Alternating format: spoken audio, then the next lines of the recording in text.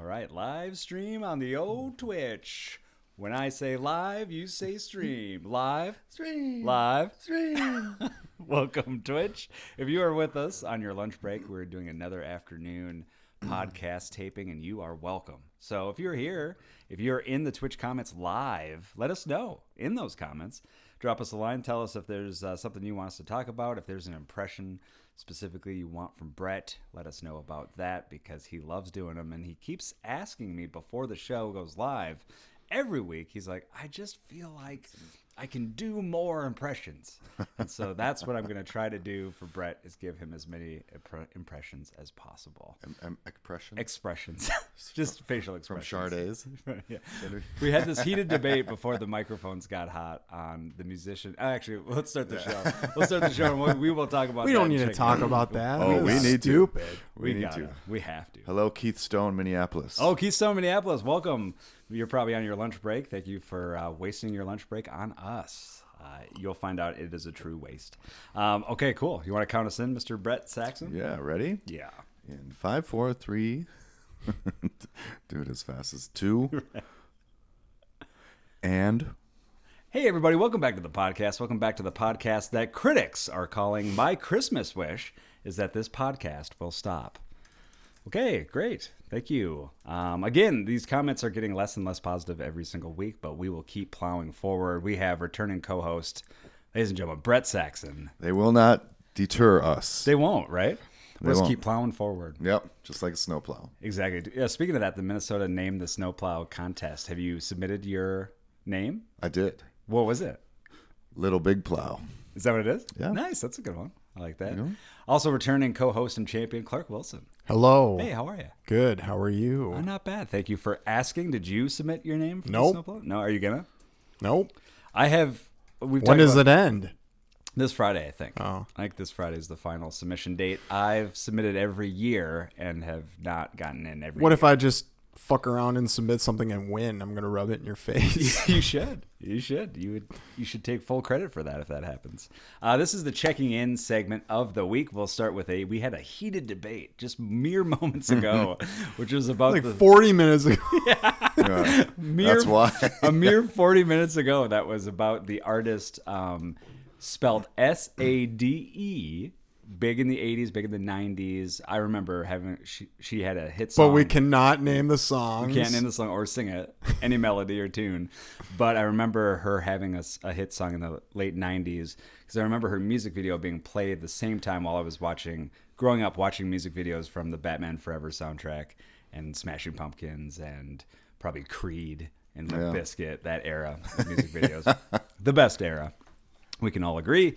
But yes, there was the big debate was on how you pronounce that name, which... Hey, go ahead and lie About how you pronounced it. Well, so I did, and you're right. I said Sade, and I had an R on there, Sade. Yep. And Clark thought it was... Sade. Sade. Now, what sounds closer? Because the actual pronunciation is Sade. No R, but Sade. What's closer? Sade or Sade? Brett? Let us know in the chat. Yeah, let us know in the chat. People are like, I just fell asleep during this entire debate. But let's move on to some other stuff for checking in. We had a great weekend where we did something that I haven't been to in a long time, which was we went and had our birthday dinner. Brett is 1 day older than me, and it shows. Yep. Oh, yeah. Just because you're more mature. And 1 day older, so we celebrate our birthdays a lot. We do a joint birthday thing. We did it this year at the Olive Garden, which is great because last year was Benihana, right? Which is cool. Yeah. But this year, Olive Garden, I think much better than Benihana. We're all family there. Yeah. You don't get the show, though. That's true. But you kind of do get a show because they sang happy birthday to us. Yeah. So we they did brought get us a show. a plate with a breadstick, and it had a candle in the breadstick. Yep. And some raspberry. Did you take a bite of the breadstick? I did. I did too, because I was kind of thinking maybe they still would have filled it with something. Yeah. No. Oh, they filled it They with gave something. you a dessert. They did before that. Yeah, they gave us a free It dessert. was so unnecessary for them to also bring out the platter with "Happy It Birthday" was. written on Yeah. it. But that's a nice gesture. Yeah, they were very generous. That was cool. And we went with horror movie expert Shaw and his wife, Shelly. Shout out Shaw and Shelly. Yep. And so that was really cool. And Paige, my wife was there too. And it was cool. Shaw took full advantage of the endless soup or breadsticks. Yes. Which was sweet. He did. So yeah, you hear that endless soups or breadsticks. He had nine servings of soup. Nine right? servings of soup. I don't think that's exaggeration if Yeah. I say that.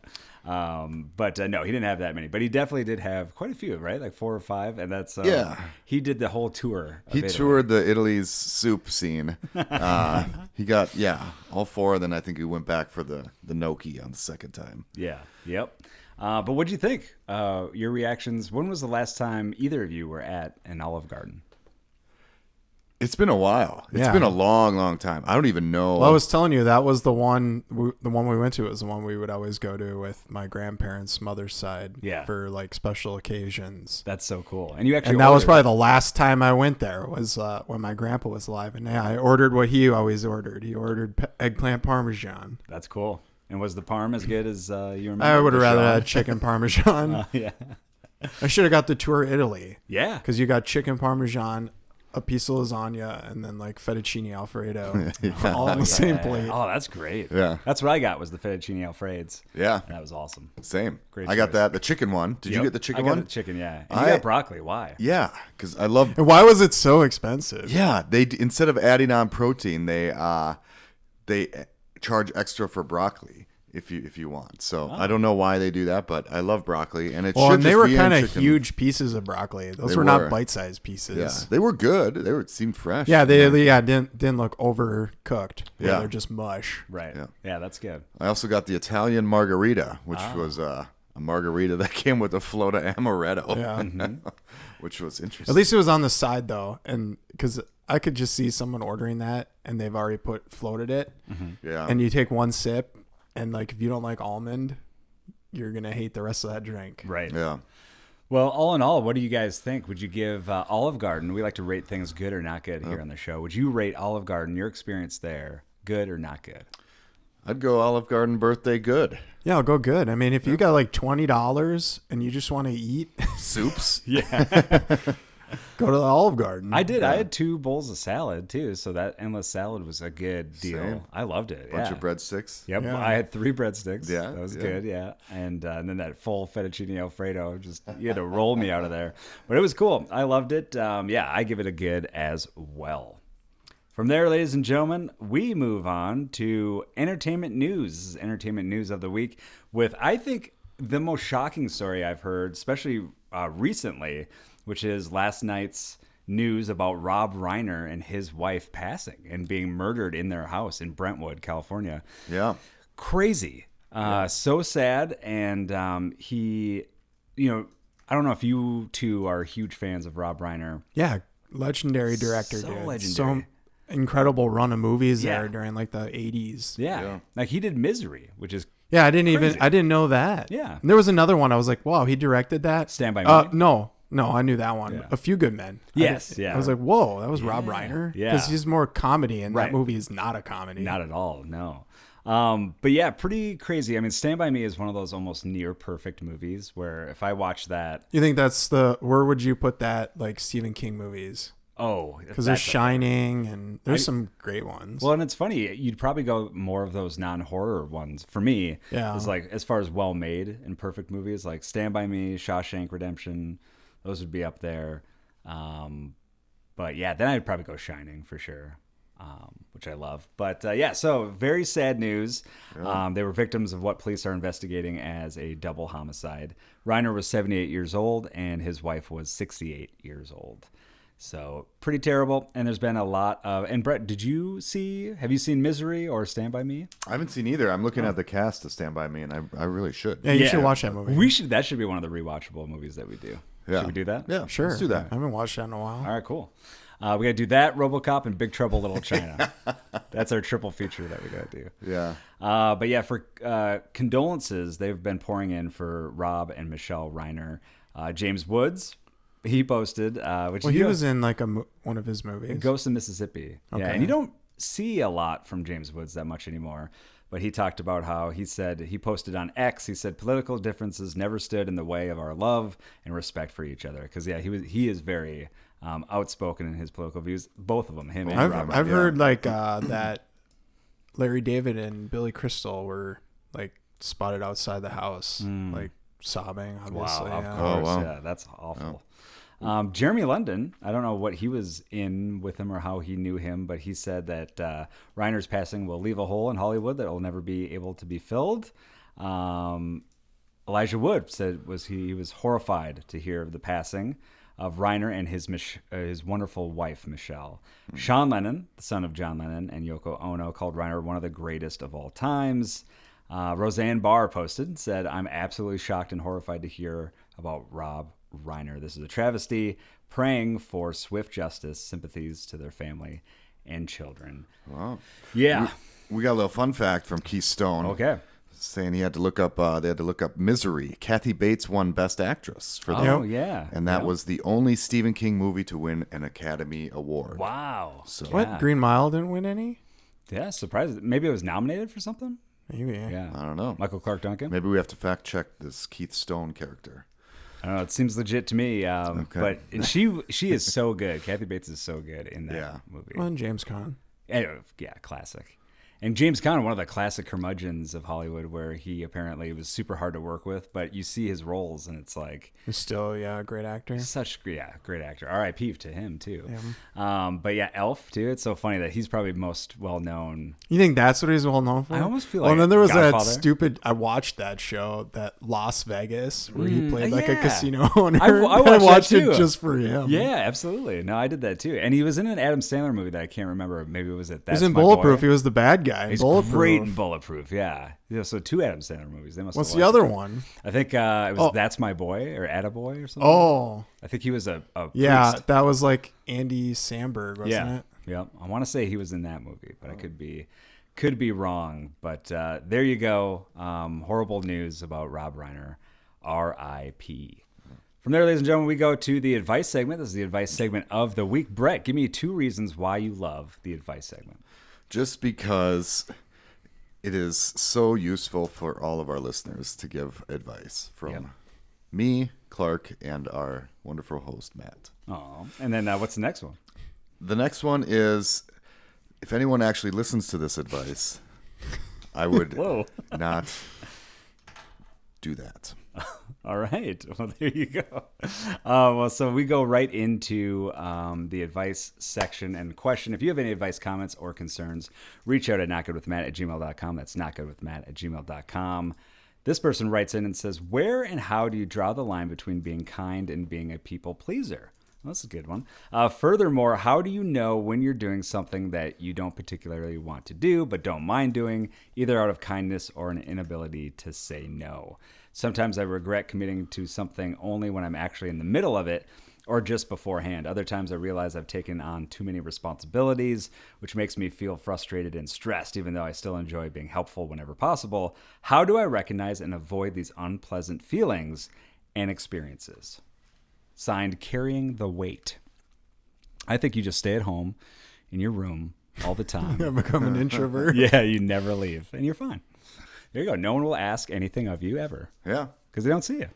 Yeah. Problem solved. We are such Find good a different word for no, and then you don't need to worry about saying no. That's true. Yeah, like not right now. Yeah, I'm good, I'm good. Thank you. Just say thank you, and then you. just walk and away. then walk away. But this is true. I always, I feel like I know as far as for the part when you have events coming up, and then I'm quick to be like, yes, that sounds good, because it does sound good in the moment. But then, the week goes by or the days go by, and as you get closer to the event, you're kind of like, I love just not doing anything. So I would almost prefer to not do anything. But you know what I mean? I think that's kind of a normal feeling when you get closer to the event. And then you just, once I do it, and I'm like, okay, this is awesome. This is fun. I'm glad I did it. But yeah, what do you think? Do you have any advice for this person that is, how do they recognize and avoid these unpleasant feelings and experiences?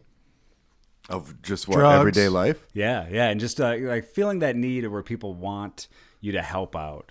And do you do that? If people ask for something, are you quick to say yes, or do you weigh the pros and cons right away in the moment? You're like, nah, I'm not going to do that. Yeah. I just do a lot of drugs and then make the decision. Oh, you like do? Clark says. I got you. So you make the decision while you're on drugs. That's interesting. Yes. What about you, Clark? Takes the emotion out of it. It depends on what it is, I guess. Yeah, 'Cause exactly. if someone's like, "We're going skydiving," you win.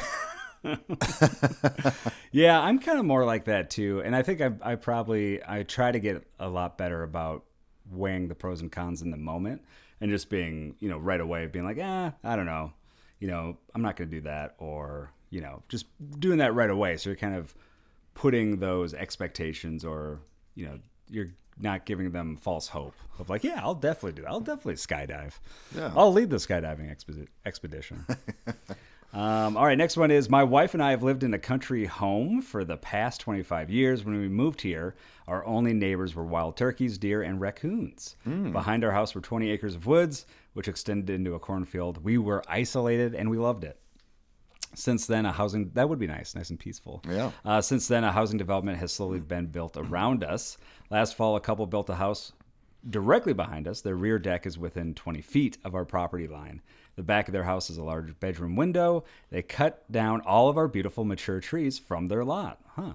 Wait a minute. Our beautiful trees? It sounds like they don't own any of the surrounding land. Well, exactly. And if it's like, they wouldn't just cut, I feel like, without knowing.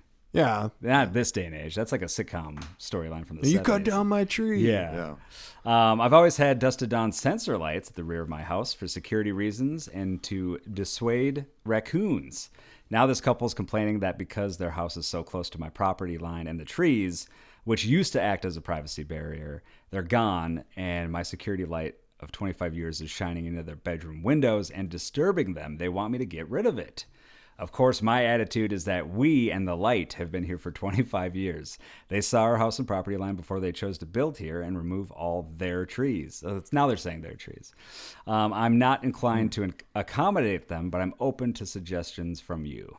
Signed, Bright Guy in Ohio. Oh, yeah. Ohio. Yeah.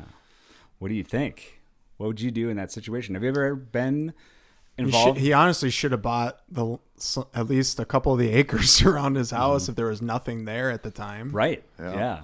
Exactly. I think you should just plant trees in your yard. Like just plant a bunch. Well, that takes a long time. Yeah. A fence would be quicker. Maybe get trees that are already grown and just put those. That's even more expensive. That seems like worth the cost of doing that. I think time and money. Get a giant Optimus Prime statue and put it. Or RoboCop. Last week we talked about. Yeah, RoboCop. Yeah. What do you think, Brett? Have you ever had interactions with neighbors that haven't gone well? Just Clark. No. You guys are neighbors. We are neighbors. Brett cut down my tree. Yeah.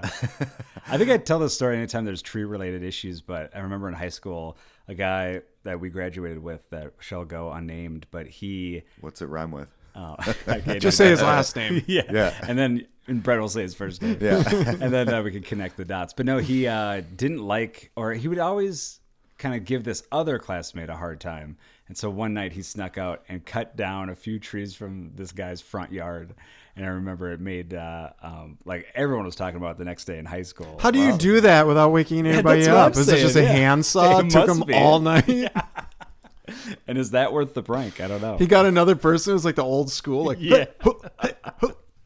What about you, Brett? So have you had interactions with bad neighbors? And what do you think about, what's your advice for these?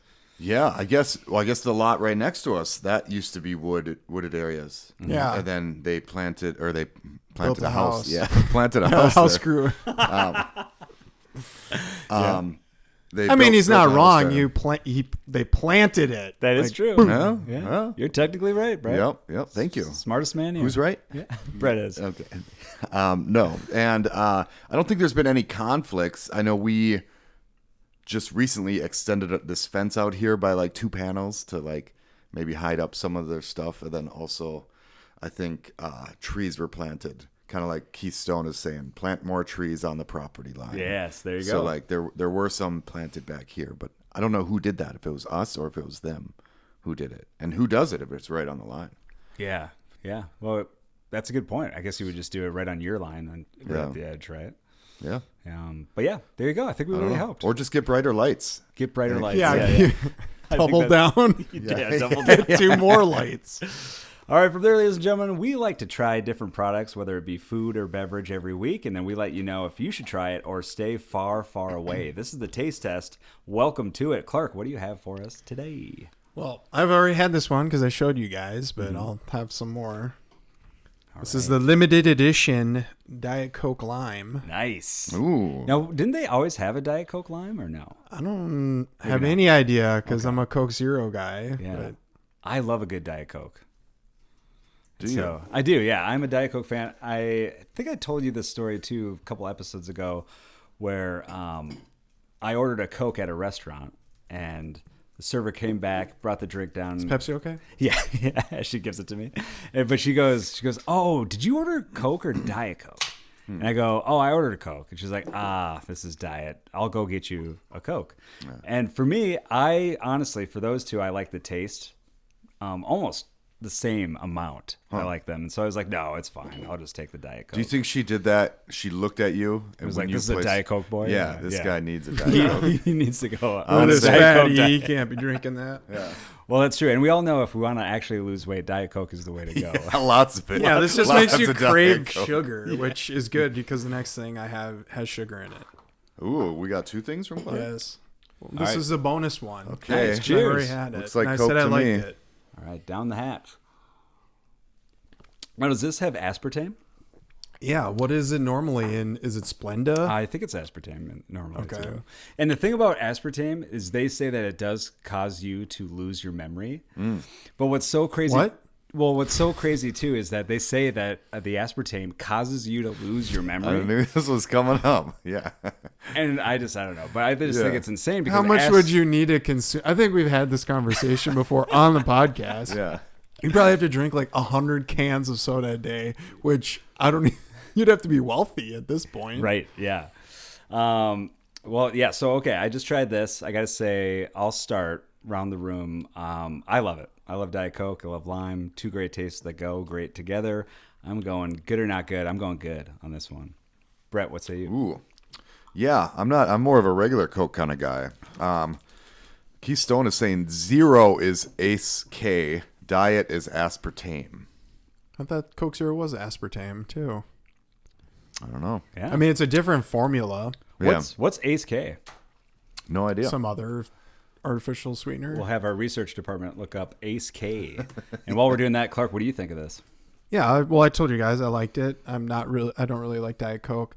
Now maybe it's because I hadn't had it in a while, but I always associated its taste like Tab, Yeah. and it had that kind of weird, different artificial sweetener taste to it. Right. But maybe they've changed the formula so it's closer to Coke Zero now. Yeah. But yeah, are we going 3 goods? Is that what's happening? Sure. Yeah, 3 goods. I'll go good. There you go. That's 3 goods. Yeah, I looked up Ace K. Acetylfolme, I'm sure I pronounced that right. Potassium is a popular 0-calorie artificial sweetener. About 200 times sweeter than sugar, used in diet drinks, sugar-free foods, and pharmaceuticals for its heat stability and synergistic sweetening. And to poison a person if you need to in large doses. In large doses, yes. Erase their memory. Okay, the other thing is Ooh. Twix Snickerdoodle. Nice. Whoa. Look at that. That I've not had before. It's a share size too. It is. That's all it came in. I don't know if Spoil they us. sold it. Here, you just want to open Oh, that cool. and Yeah. take one. So we got 4 in here. So share size. That's 3.5 for me and half for you two. It's like a my mom joke. Yeah. That's not how you share. Yeah. You weren't taught how to share, Matt. I'm going to teach you Share later. on. Is Cher your favorite musician still? Yeah. Some Share bloom. Share. Bloom on the chocolate. Well done. That was a good callback, Brett Saxon. All right. All right. Looks like a Twix to me. Yeah. All right. Yeah, but Down I'm assuming there's just cinnamon or something in it. Yeah, it must be. Well, it has Cinnamon. to be. Snickerdoodle. My first cat and only cat's name was Cinnamon. Was it? If that amounts for anything, yeah. Wow. Do you think a little bit of hers in here? Him. Him? Yeah. Oh. It might be, yeah. All right. Down the hatch. Oh, you already tried some? Clark's already finished. Snickerdoodle flavored caramel crunchy cookie milk chocolate. So what's all in it, did you say? Those kind of taste like a Snickerdoodle cookie. Yeah. Well, I think it's a regular Twix, but then there's Snickerdoodle somehow essence in the caramel. I can taste the Ace K in this. It's corn syrup, I'm sure. Very Ace K Maybe forward. cane sugar. That'd be my wrestler name. If I was wrestling. Ace K? Ace K. What would be your finishing move? The memory loss move. The potassium pile driver. Yeah, the potassium pie driver. The memory loss move. So you just like turn around, like walk away, start reading a newspaper or something. Yeah. Did you guys see? I forget where I am at. Speaking of wrestling, John Cena did his last match, I guess, Yep. this past Saturday, Uh-huh. and they had him lose. Mm-hmm. Why would he want to go out like that? I don't know. That's And kind of not only lose, he tapped out. Isn't that noble? Oh, yeah, I saw him in the headlock. His whole thing is never give up. He gave up. Huh. Maybe there's something. He must be coming back. He's like, got to be, yeah. at a pay-per-view or something. Well, I hope that what is coming back is Peacemaker. That'd be great because I already missed that show. 2 great seasons. Brett, what do you think of Twix Snickerdoodle? Well, I mean, I love Twix. Yeah. Do I get much Snickerdoodle? Yeah, Kinda. is there much there outside of a regular Twix? I don't. Yeah, I don't think so either. Yeah, but it's still a Twix. Yeah. I'll go good. All right. Just 'cause it's a Yeah, Twix. I'll still give it a good. I'll give it a good as well, but I agree with you. Could use more Snickerdoodle. Yeah. There you go. Check that out, ladies and gentlemen. From there, and actually, before we go, we do have something from our viewers in the letter mailbag. We have an actual letter this week. Wow. That came in about the taste test segment. Not specifically, but something that is good to mention during this, which is, since this group is full of Doritos lovers, I want to get your thoughts on the upcoming launch of new flavors, which they're doing the Doritos and Cheetos with no artificial colors. I haven't been able to find that yet. Yeah, I'm interested. I'd like to try it. Do you think they will taste similar? Would you want to try them? Well, we've answered that. We would want to Yes, try them. and here's my question. If it tastes the same, what were they putting in?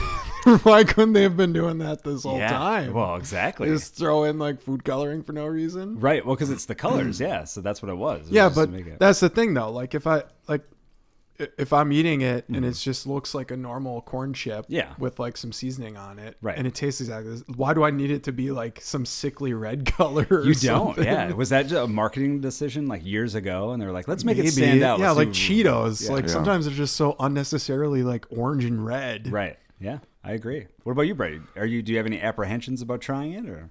No.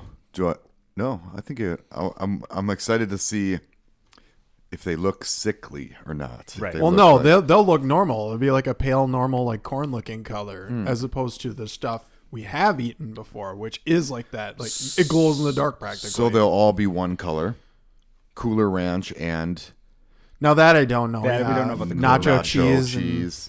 But the nacho and- cheese will not have that red color. Yeah, and Yeah. the Cooler Ranch probably won't have the red and blue like sparkle stuff. in Probably, them, right? probably They're like- won't. Yeah. And that was kind of cool seeing those, Yeah. right? Isn't it We were green used and to- red? I thought it was like Christmassy colors. That might be.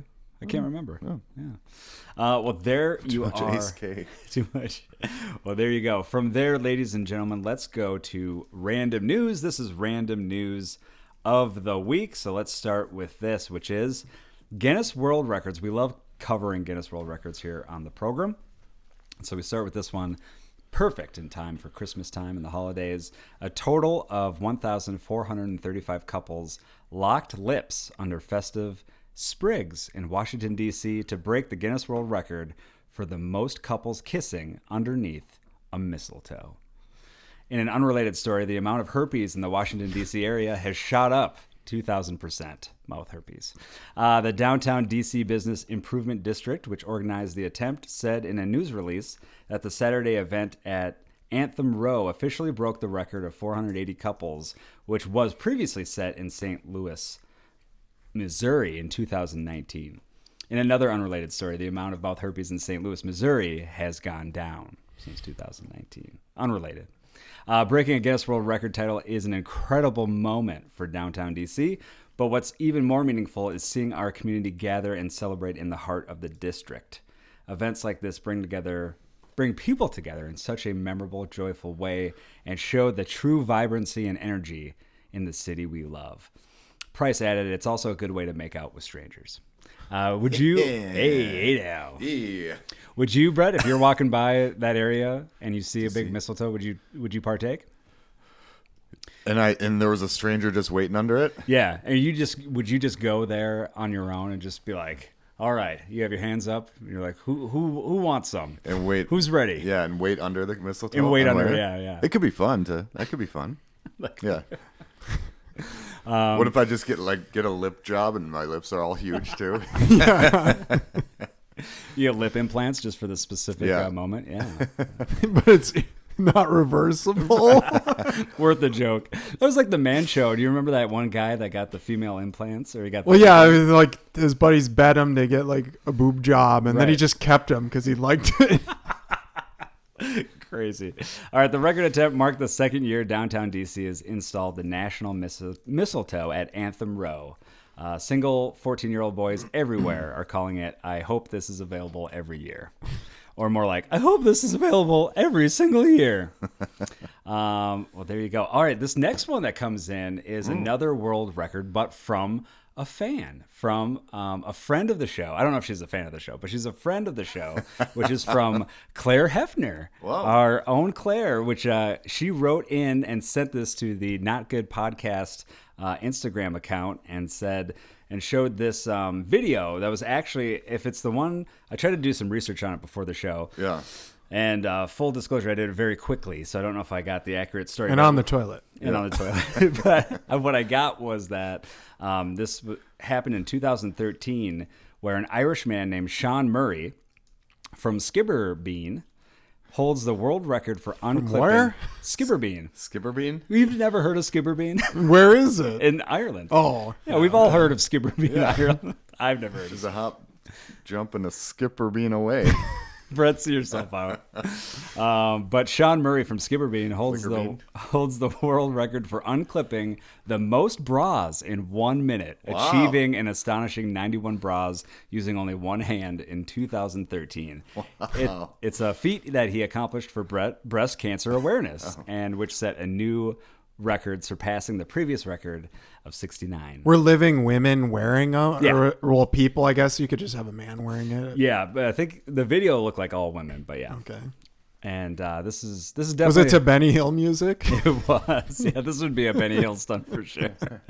He's looking at this and sensing this and just he's approving. This is Benny Hill approved. Brett, is this a record you can get behind? I could get behind that. Because literally you'd have to get behind to unhook them, right? No, when I die, I want a coffin that is like on an axis so I can spin around. So people can see I'm spinning in my grave and they'll be accurate. Clark is literally spinning in his grave right now. Well, all right. There you go, ladies and gentlemen. That was your random news for the week. And now we move on to TV. This is the TV section of the week. Gentlemen, what have you watched TV-wise that you want to chit and or chat about? I can kick her off with a couple shows. Yeah. I Love LA. I'm caught up now. Ooh. So I'm up to episode 7, last night's episode. Did you watch that? How many are there? This is just me. 8? I want to say 8, but I don't totally is there only going to be 8? I assume. That seems to be like the amount HBO. Yeah. Maybe 10. Maybe 10, yeah. That's the common trend is 8. But I Love LA up to episode 7. It's good. Again, this show is giving me heavy girls vibes. Yeah. And seeing a lot of kind of storylines that are similar, but it's still a good hang. And, Jordan Firstman is the show, I think. the show. And so Yeah. he's great. Just his choices, his acting choices, and what he does with each line of dialogue is pretty hilarious. Yeah. So I find myself laughing at almost everything he says. So he's great. And Josh Hutcherson, of course, Rachel Sennett. Really good cast. Yeah. So I'm giving, the later episodes, because I gave a lot of not goods to this show. The later episodes, I'm kind of liking it more and more because I'm getting used to the cast and all that. So I think I'm giving this episode, at least episode 7, I'm going to give it a good. Brett, have you seen the latest episode? I've not. No, I have to watch that. So, but we'll see if I concur. All right. But I am almost caught up with. Wait, is Pluribus done completely? Did they release it all, or are they doing? I don't think so. They're doing week by week. I don't know. Yeah. I only got through the first 2. Yeah, week by week. Oh, okay. I'm up to episode 5. Okay. Which apparently they don't have a name for it on this episode guide. That's weird. That is weird. I'm on episode 6, I believe. Okay. So yeah, They could do away with the title name, the episode title names. Yeah. Like the Pirate Lady. Right. Yeah. Like, yeah, why isn't it just episode 2? Yeah, God Milk episode. Yeah. they're all supposed to be just kind of wacky word plays and stuff like that. Yeah. Yeah, what do you think? I don't want to spoil much, but yeah, it's getting good. And she's finding out more about these creatures and these aliens and like what she can say and how kind of using their honesty against them, or like honesty to kind of find out the answers that she's looking for. Yeah, it's And kind of a loophole. Yeah. So that's been interesting, and she's figuring out like what they eat and drink, and like is like streaming to but she's also pushed him away. So like, Well, and not to spoil too much, now they're kind of figuring out how to work get around her. that. So they're kind of adapting to a little bit, it looks like. Yeah.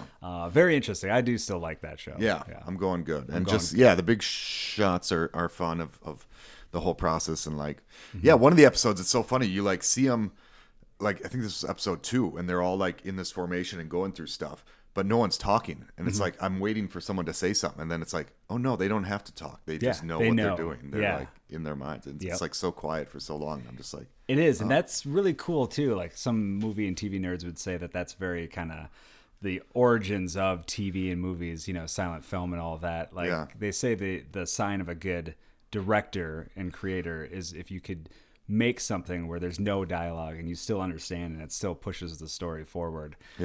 Which is very hard and cool to do. And so it's fun seeing that. And Vince Gilligan is obviously such a, he's a knowledgeable person of the history of film and TV too. So he pulls a lot from the past and to make it fresh and new too, which is kind of cool. Has he directed any more of the episodes, or that I'm not sure. just the first 2? I want to say probably just the first 2. Okay. That's all I've kind of noticed. I'll try to get back into it. I finished The Chair Company, so I did episode 8 of The Chair Company. Okay. It was good. It was weird, of course. So weird. Such a strange show. The kid like shooting the guy with like the ghost gun. Yes.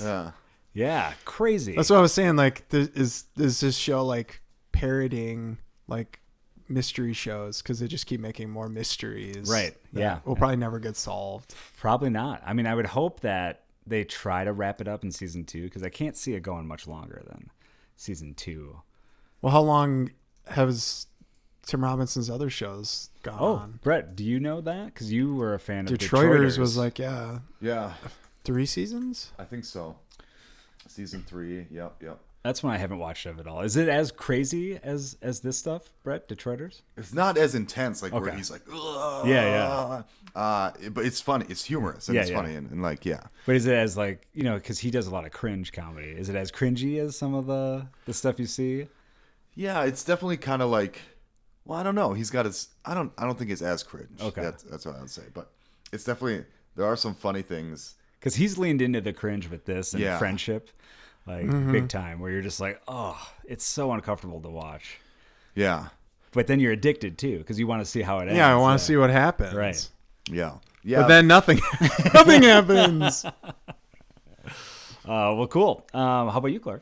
I finished Blue Eye Samurai. Ah, yes. And you kind of have to suspend your disbelief because here's this like slender woman fighting like, it's kind of like Kill Bill where she's fighting like 50 guys at once and winning. And like there's a scene where they push a door on her and they're all on top of her and she's still able to like push it off. Oh, Yeah.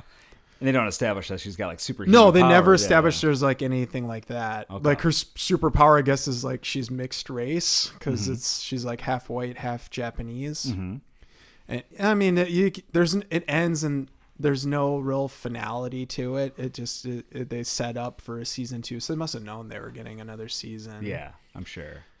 It's okay. I mean, if you feel like just watching samurai schlock, check it out. I'll definitely. I mean, check it it out. really felt cinematic at the start, and then it got kind of ridiculous. There's a new live action samurai on Netflix. What is that? Yeah, that looked like schlock too. But I the want to watch Netflix that. samurai show. Yeah.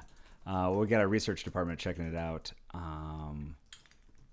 right now. I think it's that second one, Brett, that's listed there. Samurai Battle for Japan. No, it's not that. No, it's not that. Blue Eye. Last Samurai Standing. Yeah, Last Samurai Standing. Yeah, that looks pretty good to me. But yeah, there you go. Well, definitely, I will check that one out, Clark, because that one sounds good to me.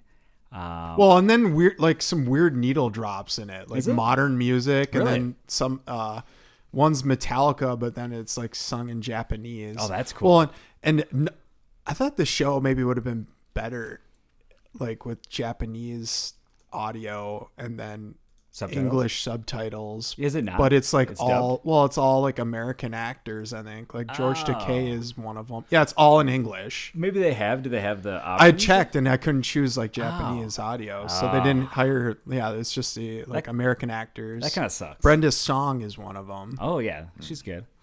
Well, cool. I watched all. I don't think I talked about this, but I watched all the episodes of Man on the Inside season 2. So all 8 episodes of the Ted Danson show, created by Michael Schur. Another great, solid season. I think it's awesome. Just as good as the first one. And this is one that I can keep watching, and I hope it keeps going on for a while. Ted Danson, I think, is just he's just. There's something so calming. It's his voice, I think. You know what I mean? And you're so used to him after Cheers, your yeah. entire life. Exactly. Yeah, that's probably more what it is. And so he's just like a good comfort to see that. But yeah, so I like that. Mayor of Kingstown is still awesome. And this season is my favorite season, season 4 of the Jeremy Renner Mayor of Kingstown show. They're corrupt cops, and they keep upping the ante. And so now you're just like these people that you see, like Hugh Dillon is one of the creators of this, and he's an actor in it. He's the bald protagonist and cop in this, but he's dirty, and you've seen him do some horrible things, and the screws are starting to tighten in on him, which is tough because he's such a fun actor to watch, and you know he's just a bad person. You know he's going to get his by the end of the series, I assume. Yeah. And so it's just It was like Billy Bob in season 1 of Fargo. Yeah, exactly. And so it's kind of cranking away, but I love that, so I'm giving that a good. Tulsa King, I finished that. The last 2 episodes, episode 9 and 10, special guest actor Samuel L. Jackson. Wow. And, Really? And I hope that he continues being part of this show because I knew that because I was watching football yesterday, and they showed a TV spot for that, and it was Samuel L. Jackson. I'm like, what? He's It's so cool. It's so unexpected. I didn't see it coming. I hadn't heard about it. And I was like, oh, he's just going to be in there for 5 minutes and collect like a multi-million-dollar paycheck. Yeah. But for he's like one line. Yeah. And no, he's like a major player in both those episodes. And so it's cool. It's really cool. Wow. And so I hope that he does more of that because that was just awesome. Anything else TV-wise for you two? Nothing for me. All right, there you go. Finally, ladies and gentlemen, we go to movies. This is the movie review segment of the week. Brett and Clark, what have you watched movie-wise? Did you watch any movies, Brett? I watched absolutely no movies. All right. I'll be watching one this Friday, though, that's for sure. What's that one? The one that'll take him 10 hours to watch. Yeah. Avatar? No. Oh, the one battle after another. That's Oh, yeah. coming to Yeah, Max. it's or coming to Max. HBO, whatever the hell it's called now. I've seen that, and it's I love that movie. Flix One Max, back to another. HBO, yeah. Flixbo. Flixbo. Clark. I watched Glass Onion, Yes. a Knives Out mystery. The second movie in the Knives Out trilogy, Yes. if you will. Yeah, what'd you think? I thought it sucked. Celebrity shit, dumb cameos, very Netflix. The first movie is Netflix, so cinematic and cool. Right. Although I thought kind of weak. Yeah. Like I feel like I'm getting gaslit. These movies are like so highly rated on like Right. Rotten Tomatoes and IMDb. Not that that matters much Yeah. to me, but like where is this? Right. What? Yeah. And like goofy ass cameos, ridiculous characters. It's been a while since I've seen that one, so I don't remember Well, much about it starts off with all these like annoying like people getting this box from Yeah. this reclusive billionaire, and of course it's set during COVID, Yeah. and then it's just like a box with different puzzles, and they easily figure it out. Oh, yeah. And then it's got an invitation to his island in Greece. Is Batista in this? Yes. Yes, okay. Yeah, and he has a gun. He's able to carry this gun into a foreign country. You'd never be able to do that unless you're like flying private and never like, okay, if you get caught, you're going to prison. Right. And that was just for a plot device. Yeah. Because then it was used later. Yeah. And this has got so many of the dumb mystery tropes. The like twin sibling nobody knew about. Sure. The thing in the pocket stopping a bullet. Right. Yeah. That's so true. And then it rips off like Agatha Christie. Yep. Like it's almost making fun of Agatha Christie a bit. Yeah. Because Edward Norton, who's great, but I Yeah. mean, I hate his character. It's Yeah. like, oh, okay, this is clearly like Elon Musk or something. Is he the villain in this? Yeah. Yeah. And you know right away. Right. Like it's not some big secret. Yeah. Like, you know, he's this scumbag. Yeah. And he sets it up to where like the crossbow is going to shoot him, but Mm-hmm. it's all fake. and of course Benoit Blanc knows that and Right. and I thought that was funny. Yeah, He's yeah. just like ruins his fun. They got nothing left to do all weekend. Well, Oh, and then he has the Mona Lisa, the real Mona Lisa. And then, like, does Ryan Johnson know how like billionaires work? They don't just have like billions of liquidity to just buy whatever they want. Right, They're just right. usually tied up in all like tied up, assets yeah. and stuff. Yeah. And he's just got like a Rothko and then like some ridiculous like Ronald McDonald. I don't even know what artist that was, if it was just made up for that. I think it was Michael McDonald they were talking about. And it was his new song. It was ridiculous. I love LA too. And too long. yeah. It was like 2 hours, 20 minutes. You could have Yeah. been 140. Now, does your experience with this movie affect you? I'm still gonna watch the. Have you new watched one. that one yet? I haven't watched it Okay, yet. I'll try to watch that one. will too, but yeah. I don't know. I want to rewatch 1 and 2 before 3, even though I don't Don't need watch to. Glass Onion. My God, Well, so just the cameos alone, it's are not cringe. good. Not good. There you go, ladies and gentlemen. I saw a movie that I had never heard about. This is so I'm working my way through the Criterion Channel collection of John Woo movies, and this is one from 1984 called Heroes Shed No Tears. And this is my Great title. great title, and this is my one of my new favorite movies. Definitely my new favorite Cheyenne movie Fat in it? right now. No, he's not. But it's in a cast that I haven't seen before, but they're great. And it's the way I would describe it is if you've seen Commando and the way they shoot Commando and those action scenes of nonstop, like one person shooting and just taking a bunch of soldiers out with An army of one. An army of one.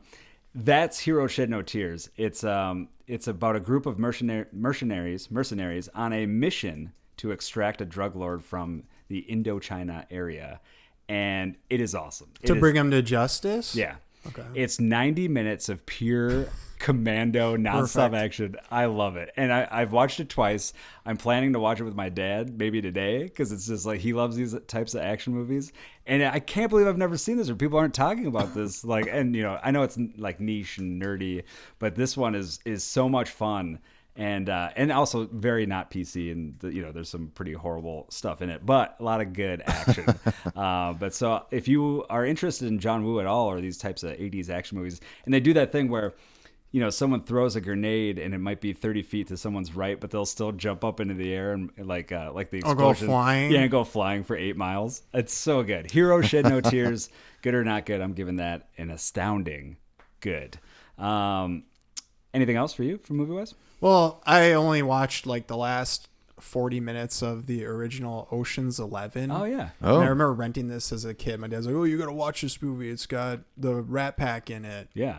And I enjoyed it for what it is. Yeah. It's kind of corny Right. because it's shown its age. Mm-hmm. But I would say the Clooney one is better. Okay. The first one, I thought the sequels are ridiculous. Especially is that the third one where they're like, "You look just like her," and they use Julia Roberts' character and they have her pretend to be Julia Roberts. Right. That was so dumb. That's dumb. That's dumb. It's funny you mentioned that. I think they put all those movies on Prime. The Soderbergh ones? Yeah, I think all those on Prime, and I kind of want to rewatch those too because I haven't watched them forever. You couldn't pay me to watch the sequels now. I maybe watch the original again just because I thought it was a cool heist movie. It was cool, and yeah. Great actors, obviously. Right. The other film that I saw was a brand new one that came out on Friday called Dust Bunny. And this is a horror thriller, and it's directed by Brian Fuller, who made... Is this like an under the bed thing because of It is. dust bunnies? Exactly, yeah. It's about a little girl who's scared of what's underneath her bed, but there are actual real monsters underneath her bed and underneath the floorboards. And it's this big dust bunny and other creatures. It's got Mads Mikkelsen, and he is awesome. He's the... Say no more. Exactly, right? He's so good in this. I'm a huge fan of him. We got David Dastmalchian, Sigourney Weaver. Really well done movie, and you can tell they're working with a pretty small budget, but they make it work and play a lot with shadow and really some scary stuff. That's really good, and the special effects I think are not too bad. Is this on theaters only or? Theaters only for now, yeah, but I'm sure it won't last long in theaters. But I love it because this is also now Mads worked with Brian Fuller on Hannibal, which I haven't seen. This is Brian Fuller? Yeah, yeah. Oh, okay. Yep. So, and you like Hannibal, the TV show, right? Yeah, well, and I like Pushing Daisies. Yes, And then yeah. Dead Like Me. There you go. So if you know Fuller, you know kind of what to expect. Really quirky and an R-rated, movie where the kid is the central character. And a great, really well done. So I'm giving that a good as well. I'm also giving this episode a not good, a good. Thank you for checking it out. Ladies and gentlemen, thank you, Brett. Thank you. Thank you, Clark. You're welcome. And now Brett and Clark famously have a company called Blark, and their website is, what is it, Brett? It is blark.com.org. .blark. Isn't there a backslash? /BLARK. Yeah, you gotta spell out the word. All right, and now famously, Blark. That website, what they do is they do a brand new product every single week. You can purchase this on their website. This is perfect for the holidays, and it's something new every week, usually and always something political. Yep. So Brett and Clark, what do you have for the public this week? This week, what do we have, Clark?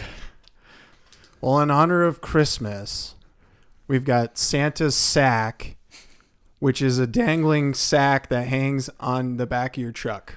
There you go. Well, all right. Look for that on their website. Oh, I almost forgot. Now, the actual email that we got about the Doritos and that for the taste test, they had one little piece that I missed, which says, also, request Brett to do a Santa Claus impression when Santa gets caught putting presents under the tree. Oh. So, without further ado, Brett as Santa Claus being caught putting presents under the Makes tree. you die like Rodney Dangerfield. Yeah, I don't believe this. Yeah. Ho, ho, holy shit. There you go, ladies and gentlemen. So well done, Brett. You are clearly the master of impressions. Tune in next week for more of that. Thank you, Nalo. Thank you, Unis, for great music yet again this week. We will see you 1 week from now. I love you. All right. Goodbye, everybody. Goodbye, Twitch. Bye-bye. Bye, See you bye, later, bye. Gators. Bye-bye.